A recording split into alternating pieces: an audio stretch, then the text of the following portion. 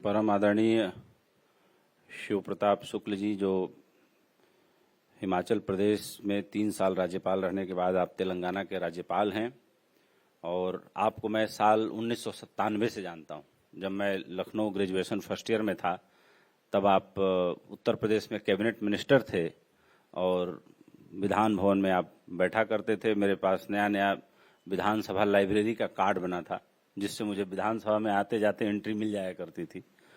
तो तब से लेके अब तक का जो सफर है, मैं कह सकता हूं कि भारतीय राजनीति में शुचिता, संवेदनशीलता और पारदर्शिता और ईमानदार राजनीति को, जो राजनीति की परिभाषा महात्मा गांधी ने दी थी कि राज और नीति मिलकर नैतिकता के साथ राजनीति शब्द का आकार लेते हैं, तो करीब करीब 44 वर्षों से आप लोगों के बीच में हैं।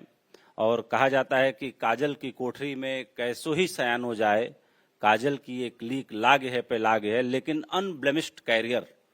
और राजनीति में इतना कह सकते हैं कि वाणी पे इतना कंट्रोल सर जितना मैंने किसी का नहीं देखा। तो आप इस कार्यक्रम के लिए ही हमारे और आचार्य जी के अनुरोध पर आज आए हैं और कल सुबह चले जाएंगे। और मुंबई में इतनी बारिश हो रही थी, ये इस हाल में बैठने की जगह नहीं मिलती, लेकिन बहुत सारे लोगों ने तो ये संदेश भेजा कि कार्यक्रम कैंसिल तो नहीं हो गया, कार्यक्रम कैंसिल तो नहीं हो गया। बहुत सारे लोगों ने फोटो भेजा कि बारिश लगा हुआ, कैसे आए, पानी जमा हो गया, कैसे निकले घर से बाहर, फिर भी आप लोग इतने आए। और आचार्य जी ने बहुत अच्छी बात कही कि यहाँ गजेंद्र चौहान साहब हैं, जिनको युधिष्ठिर के रूप में हम लोग जब मोबाइल खोलते हैं तो कोई न कोई रील आई जाती है सामने। सचिन खेडेकर साहब हैं, जब सहारा ग्रुप में सहारा मोशन पिक्चर का भी सीईओ में रहा हूं। जब नेताजी सुभाष चंद्र बोस मूवी बनी थी तो आपने लीड रोल किया था, और मुझे एक अनुमान के मुताबिक कम से कम 400 फिल्में तो मैं सोचता हूं कि उससे ज्यादा ही की आपने, छोटी बड़ी मराठी और सब मिला करके।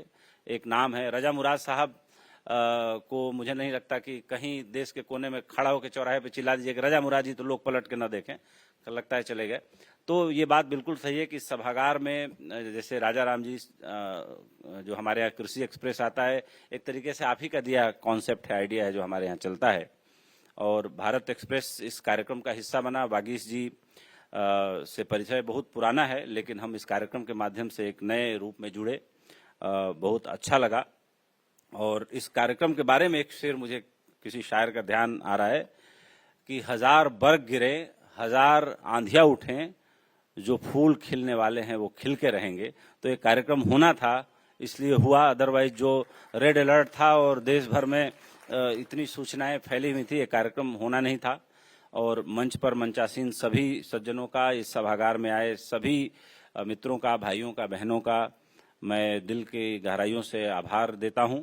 समय बहुत कम है, सर को लेके मुझे वहां गेटवे ऑफ इंडिया तक जाना है, वहां और भी गणमान्य अतिथि आपके प्रतीक्षा में हैं। और सर के ऑनर में एक शेर और पढ़ देता हूं। अल्लामा इकबाल का शेर है कि हजारों साल नरगिश अपनी बेनूरी पे रोती है, बड़ी मुश्किल से होता है चमन में दीदवर पैदा। तो मैं सर के सम्मान में ये कहना चाह रहा था, क्योंकि आपने हमारा आग्रह रखा और इतने बारिश, इतने खराब मौसम के बाद फिर भी आए, क्योंकि अलर्ट इनको भी कल मिल गया था कि मुंबई में रेड अलर्ट है। तो इसके लिए दिल की गहराइयों से बहुत आभार, धन्यवाद। जय हिंद, जय भारत।